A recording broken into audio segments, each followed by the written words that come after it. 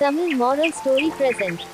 கோடை நாட்கள். ஒரு நாள் காட்டில் ஒரு எறும்பு தண்ணீர் தேடி அலைந்து கொண்டிருந்தது.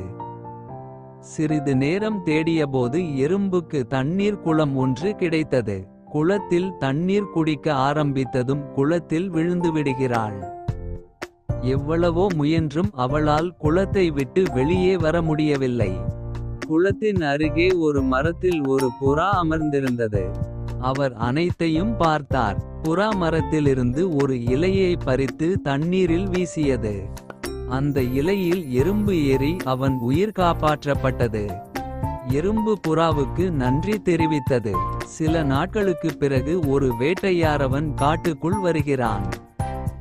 வேட்டைக்காரன் சுற்றி பார்க்கிறான். அவன் ஒரு புறாவை பார்த்தான்.